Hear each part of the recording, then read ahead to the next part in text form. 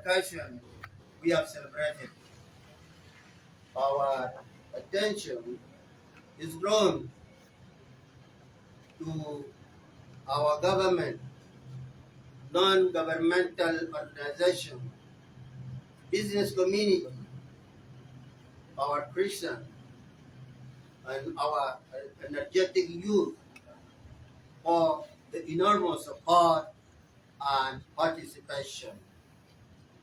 We are indeed grateful for the leadership of His Grace, Stephen Amayo, the Archbishop of Juba, who headed our steering committee, and all the collaborators for the success of the event that we have celebrated. Much thanks goes to our ecumenical sisterly churches for the collaboration we have experienced together.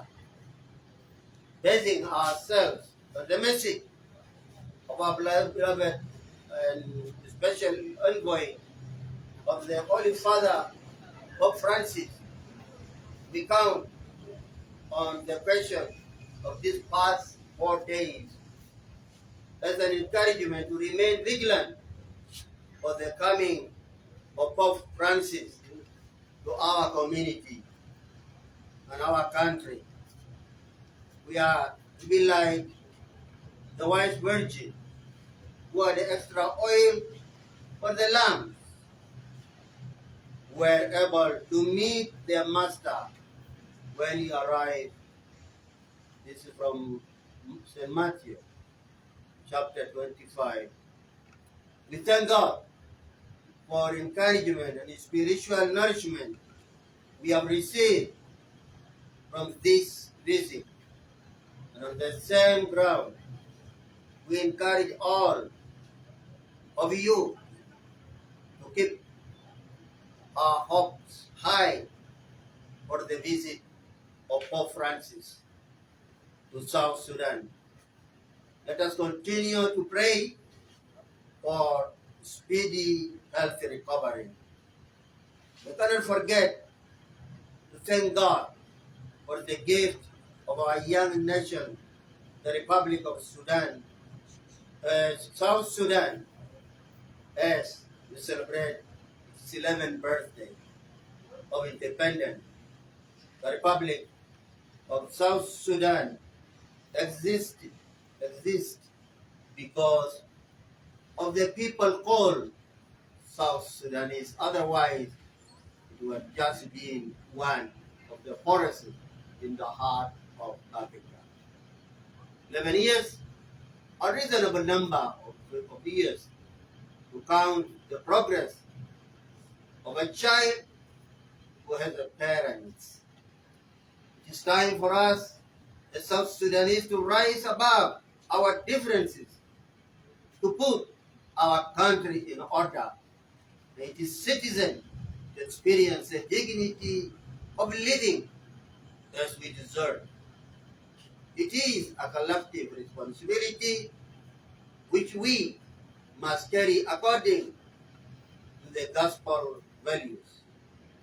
Let us borrow spiritual advice from the homily of Cardinal Pietro Parolin, that Jesus asks us to be different, to be signs that run country, the way of world turned by hatred and by violence.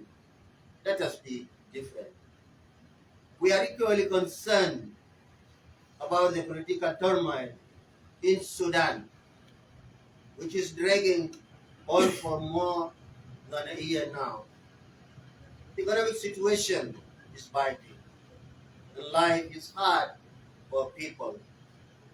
We call on all people who shoulder the responsibility of promoting peace in the United Nations and the like-minded organization to pay attention and come to the aid of the Sudanese people. We conclude by inviting you to pray for us, your bishops of the Sudan and South Sudan, as we head to Tanzania to participate in the 20th Messiah, that is association members of the Episcopal Conference in the East Africa plenary meeting, which begins on Sunday the 10th of this month. We carry you in our hearts. We assure you of our prayers so that justice, peace, and development comes to Sudan and South Sudan. On behalf of my brothers bishops of the Sudan, South Sudan, Tombe Trile, the Bishop of Diocese of Juba, and the President of this conference. Thank you.